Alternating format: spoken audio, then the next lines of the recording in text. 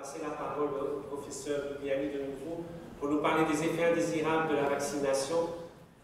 Jean-Marc Ségalin m'a demandé de parler adjuvant des vaccins et effets indésirables. Donc j'ai essayé de plancher la question. Donc je vais définir ce que sont les adjuvants et leurs effets. Je vais faire la part entre ce qu'on appelle une manifestation aiguë post-vaccinale et l'effet indésirable. Rappeler l'importance de la relation temporelle fortuite, parce que c'est un élément important dans beaucoup de controverses. Et puis je vais illustrer avec le syndrome de Guillain-Barré, la narcolepsie, la myofasciite à macrophage et l'affaire Wakefield, si j'ai le temps, j'espère, et conclure. Donc la définition, le mode d'action d'un adjuvant, c'est une substance qui va améliorer l'immunité induite contre un antigène vaccinal avec lequel il est combiné et en agissant sur la première réponse immunitaire, c'est la réponse innée qui a lieu dans les premières heures. Donc l'adjuvant va agir en augmentant la durée de présence de l'antigène vaccinal au site d'injection, c'est l'effet de dépôt. Et la deuxième chose qui va améliorer la capture de l'antigène par les cellules présentatrices d'antigène. Donc c'est véritablement une fonction starter pour lancer l'immunité en mémoire. Alors les conséquences, c'est qu'il améliore la qualité de la réponse adaptative en anticorps par rapport à une formulation qui ne contient pas d'adjuvant. Il va donner une réponse immunitaire beaucoup plus précoce, beaucoup plus élevée, beaucoup plus étendue, et puis qui va durer plus longtemps. Il améliore en particulier la réponse anticorps chez les personnes qui ont un système immunitaire qui est altéré. Les personnes âgées, l'immunosénescence, les immunodéprimés. Et en plus, il a comme avantage de diminuer la quantité d'antigène vaccinal et le nombre d'injections. Alors, il y a différents types d'adjuvants. Les plus importants, les plus utilisés depuis plus de 70 ans, c'est les sels d'aluminium, l'hydroxyde et le phosphate. Ils sont utilisés pour les vaccins inactivés. Il est fixé par dose vaccinale une limite d'aluminium métal par vaccin qui est de 0,85 mg, donc des doses très modérées. Ils sont présents dans presque tous les vaccins inactivés, 29 en France dans les vaccins combinés. Ils sont absents dans certains de ces vaccins inactivés, en particulier ceux qui sont à germe entier ou fractionnés comme les vaccins de la grippe saisonnière qui ne contiennent pas d'adjuvant. J'insiste parce que c'est un élément important à dire. Beaucoup de gens pensent que dans les vaccins contre la grippe saisonnière, il y a des adjuvants, il n'y en a pas. Et ils sont bien sûr absents des vaccins vivants atténués qui eux-mêmes contiennent en eux le vaccin, l'agent atténué, en fait, à ses propres adjuvants naturels. Alors, on parle beaucoup dans les réseaux de vaccination. Le problème, on dit qu'il faudrait utiliser le phosphate de calcium, effectivement, qui a été utilisé dans les années 60. Mais en fait, 20 années plus tard, il a été abandonné parce qu'il n'est pas efficace. Alors, on a créé, bien sûr, depuis d'autres adjuvants plus récents, moins utilisés, mais qui commencent à l'être de plus en plus. Alors, c'est pas mon domaine, mais on a créé des adjuvants, des liposomes, des virosomes, enfin, c'est des noms un peu bizarres, des émulsions. On a utilisé, par exemple, dans le vaccin grippe pandémique, qui s'appelle Squalene, avec les systèmes huile dans l'eau, donc NF59, et puis des immunomodulateurs qu'on retrouve dans certains vaccins, comme le Cervarix, et puis le Mosquirix, qui est le nouveau vaccin qui vient d'être validé par l'Agence européenne du médicament, qui est un vaccin contre le paludisme. Donc c'est un grand espoir pour la lutte contre le paludisme. Alors, ce qui a été dit tout à l'heure par Madame Tolo, excusez-moi, c'est que les vaccins absorbés sont altérés par la congélation, et c'est une notion qu'on a et qu'il faut retenir. Alors, manifestation aiguë post-vaccinale, c'est l'appellation de l'OMS, je trouve qu'elle est bonne. C'est tout événement qui survient après une vaccination. Et dans ces événements, il y en a plusieurs. Il y a l'événement intercurrent, et c'est ça qui va être à l'origine de beaucoup de controverses, et je vais montrer après, c'est la coïncidence qui a lieu naturellement et indépendamment du vaccin et qui est observée dans les suites. On verra que c'est un élément important dans les controverses. Les autres manifestations, c'est l'effet indésirable ou effet adverse. Alors c'est causé par l'administration du vaccin ou par le vaccin lui-même. Dans la plupart des cas, c'est des effets indésirables liés à des erreurs de préparation, de manipulation ou d'administration. C'est aussi lié à l'injection elle-même, qui est plus ou moins bien faite. Et puis enfin, il y a ce qui est vraiment lié au vaccin, mais il faut démontrer son imputabilité. Et enfin, il existe des événements pour lesquels on n'a pas de cause déterminée. Alors, en cas d'effet indésirable grave et inattendu, qui ne sont pas dans les résumés du produit, qui est suspect d'être lié au vaccin, ben on va essayer de démontrer l'imputabilité. Est-ce que c'est vraiment le vaccin qui est à l'origine de l'effet adverse? Donc, on va faire une évaluation de la relation causale entre l'effet indésirable observé et le vaccin. Et on va étudier un certain nombre de choses. La relation temporelle, bien sûr, l'effet doit survenir après la vaccination. La concordance des résultats, est-ce que c'est reproductible? Est-ce qu'on l'a observé dans plusieurs pays? Parfois, il y a des controverses sur un effet indésirable qui sont observées que dans un pays. La France, par exemple, on verra l'exemple. En fait, pour la narcolepsie, par exemple, pour le vaccin pandémique contre H1N1, on a observé des narcolepsies dans plusieurs pays. Donc ça, c'est quand même des éléments indicateurs que, sans doute, il y a peut-être quelque chose qui est lié au vaccin.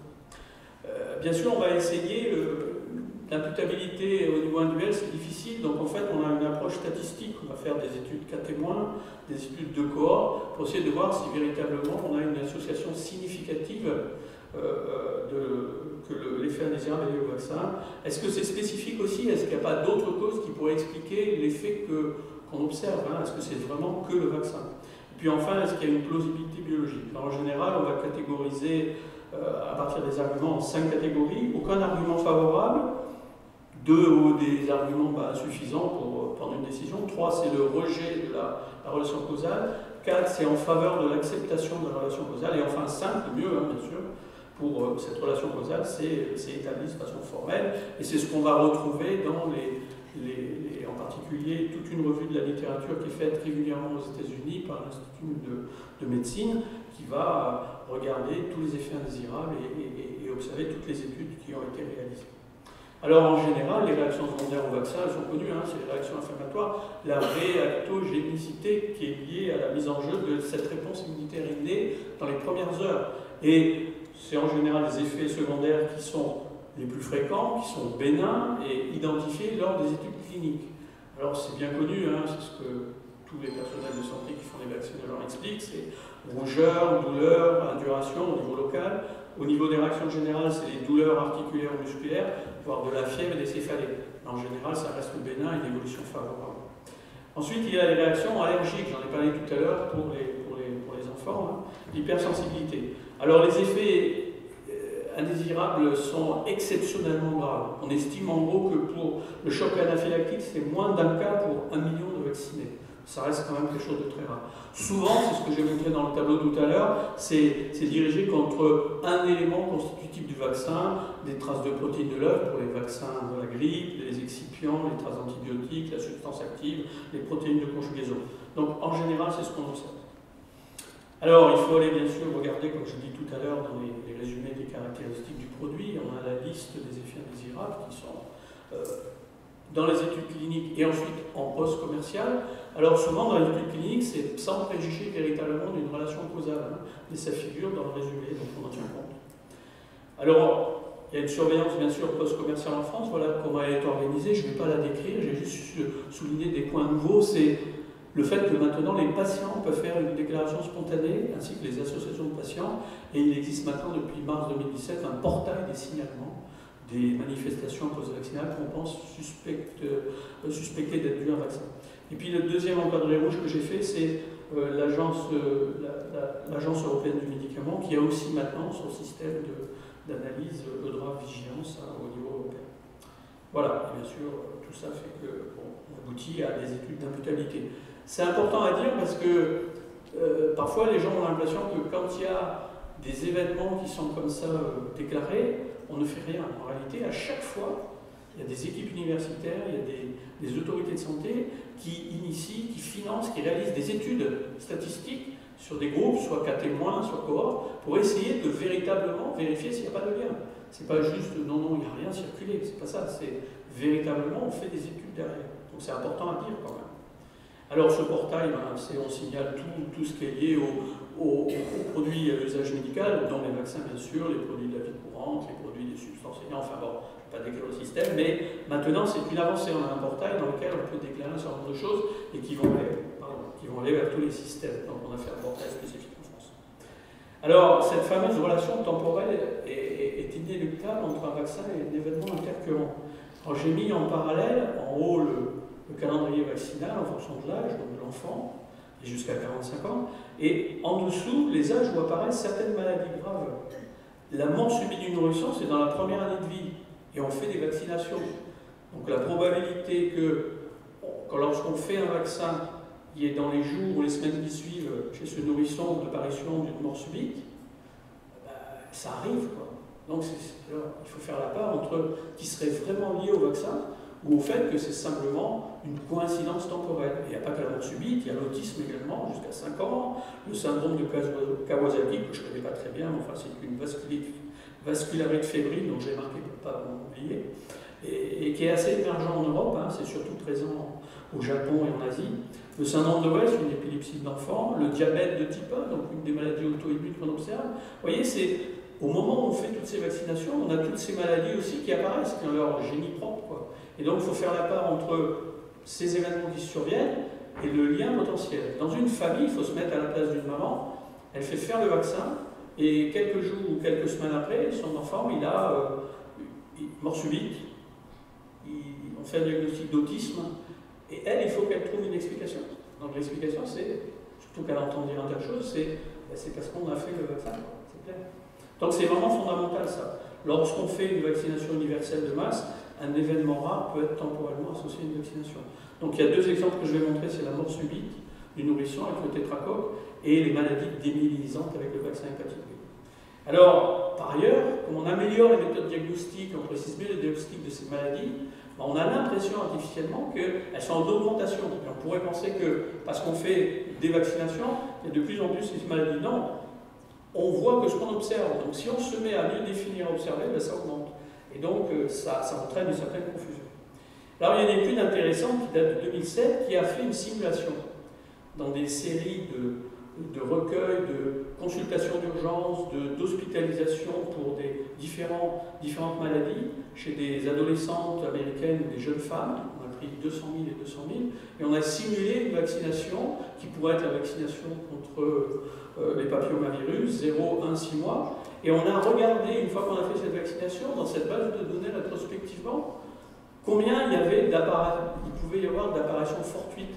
Et si on prend l'exemple, par exemple, de la thyroïdite auto-immune, chez les adolescentes, au bout de 6 semaines, on a 4 cas pour 100 000. Et c'est simplement une coïncidence.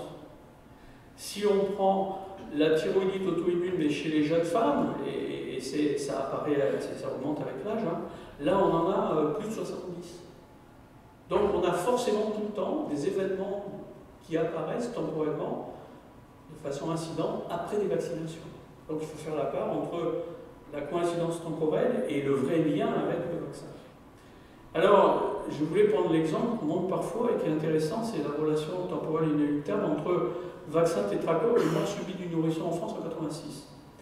On instaure le tétracoque en 68, donc on voit la couverture vaccinale en bleu qui monte. On voit par ailleurs, on suit le nombre de morts subites, elle monte également.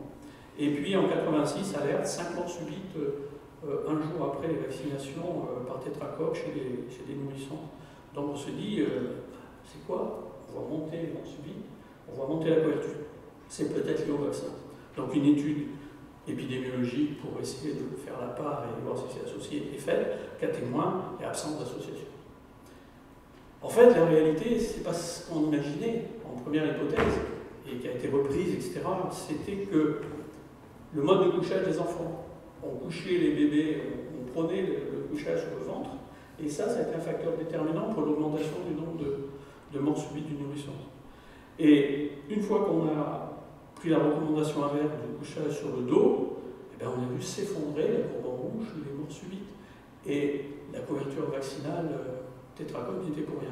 Alors ça a une conséquence, vous voyez le petit pic de baisse de la couverture vaccinale à cause de cette alerte-là. Mais bon, ça n'a pas enrayé le programme. Donc séquence temporelle, c'est pas conséquence, c'est pas liaison causale. Hein. De plus, on a fait une analyse sur beaucoup d'études qui a montré qu'en fait la vaccination a plutôt un effet protecteur, elle évite un certain nombre d'infections, etc. Et donc en réalité, ça provoque moins de morts subites. Voilà. Le deuxième exemple, c'est la vaccination hépatite B, les affections démyélisantes, et c'est vraiment une question d'actualité que tout le monde rebat. C'est simplement une campagne qui a dérapé. La campagne prévue, c'est vacciner les nourrissons et les enfants de 6 mois. 6 ans, pardon, en 6e, à compter de 94. Mais en réalité, il y a eu un espace d'emballement médiatique, il y a eu une communication ministérielle un peu dérapante aussi, la transmission par la salive et tout, qui a un peu effrayé. Et beaucoup de jeunes adultes se sont fait vacciner, vous allez voir les chiffres, c'est énorme. Et donc, notification dès 94 d'atteinte neurologique, est-ce que c'est la couverture, est-ce qu'il y a un risque? On fait une surveillance renforcée. Au total, en 98, 4 ans après, près de 250 cas d'affections neurologiques sont comptabilisés. La sclérose en plaques, c'est quand même une maladie rare. La surveillance internationale des études montre qu'il y a absence de notification chez les enfants de 22 ans. Toutes les études qui ont été faites, 3 françaises, 8 internationales, il n'y a pas de lien démontré entre l'hépatite B et les réactions secondaires observées. C'est important à dire, c'est des études solides. Hein. Il y a une seule étude qui a montré un lien, mais c'est une étude qui est complètement plombée d'un point de vue méthodique. Et alors, l'hypothèse la plus probable, c'est la coïncidence temporelle. Les scléroses en plaques déclarées en France, et c'est dans tous ces cas que j'ai montré tout à l'heure, c'est âge moyen 30 ans, 75% de femmes.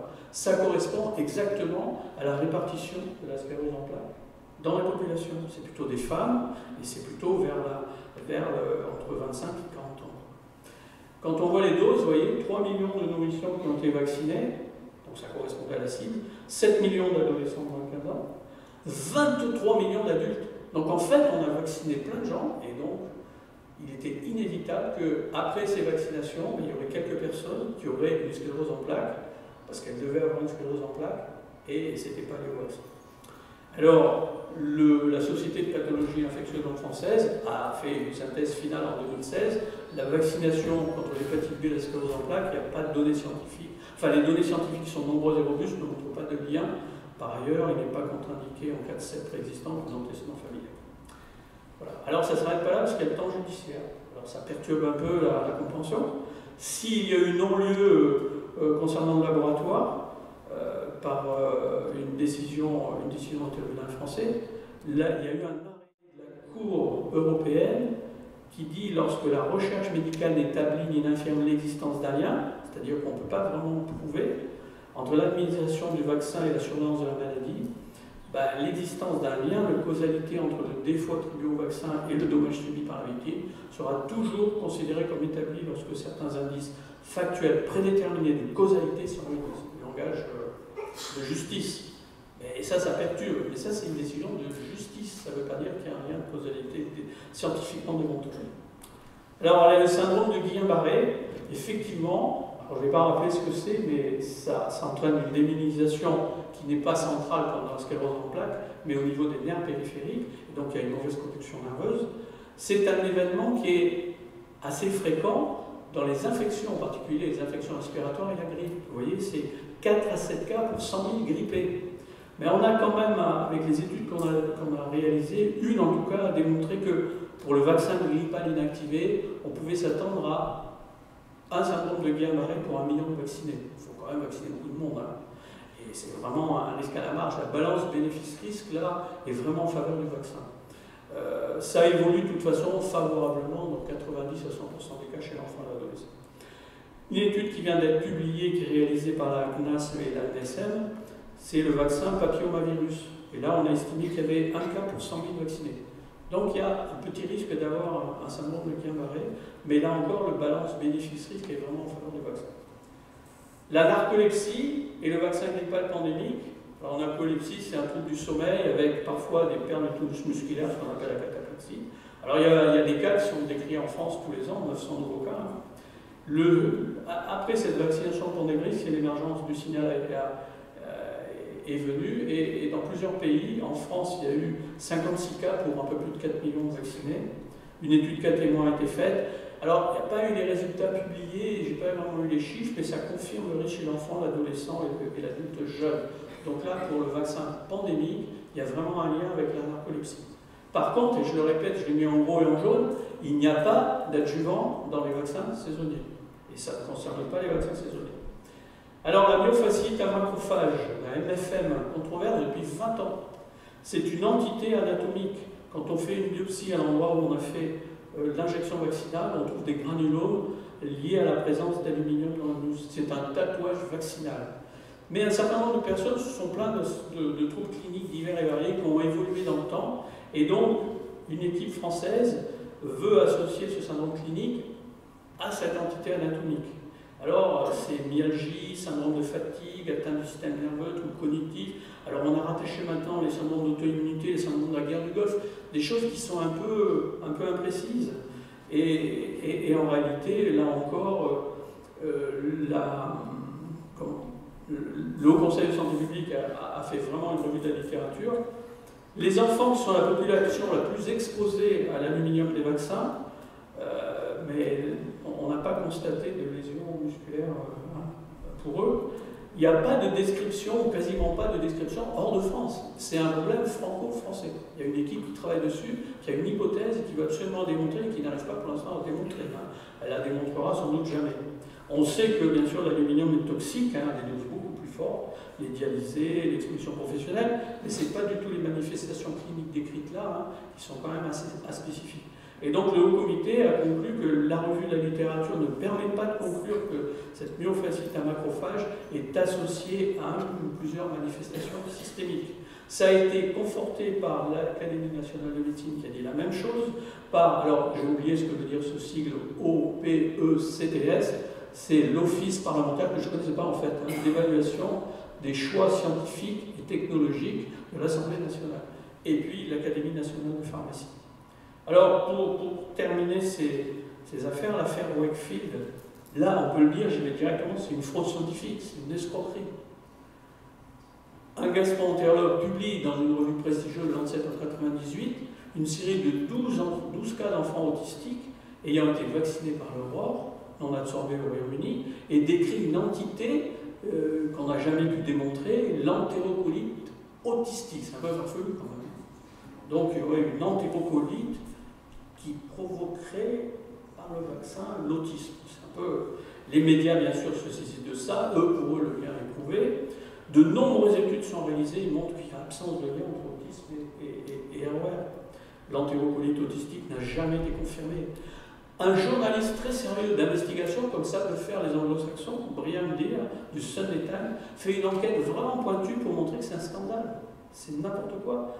Le General Medical Council montre que la description des cas dans la publication de Lancet ne correspondait pas au dossier des enfants. On est vraiment dans la fraude. En réalité, cet homme s'était fait financer par des avocats qui voulaient attaquer le laboratoire qui fabriquait l'aurore, et il fallait trouver un moyen de démontrer que c'était à l'origine de l'autisme.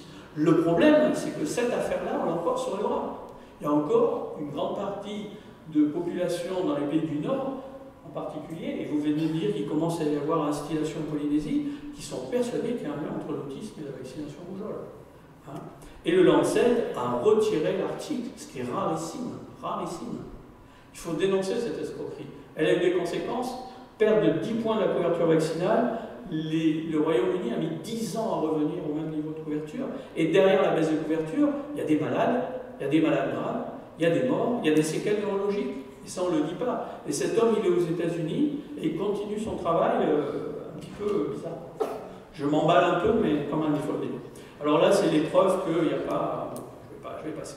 Et je conclue en disant que ces manifestations post-vaccinales participent, puisqu'il y a des controverses, de l'hésitation vaccinale. C'est amplifié par les médias, c'est diffusé par les réseaux sociaux. On entretient ces fausses affirmations. On a démontré qu'il n'y a pas de lien. Alors elles peuvent être prévenues par le respect des bonnes pratiques vaccinales, un entretien prévaccinal, l'écoute, les réponses aux questions, la recherche de contre-indications, les connaissances des effets indésirables, la qualité du geste vaccinal, les conseils et les traitements post-vaccinaux. Et c'est peut-être par là qu'on maintient la confiance dans la population et pour les mamans en particulier. Alors bon, je me suis dit ça, mais peu importe. Et je pense qu'il est important de faire une bonne vaccinovigilance pour pouvoir évaluer l'imputabilité. Donc il ne faut pas hésiter à signaler tout ça. Voilà, je vous remercie.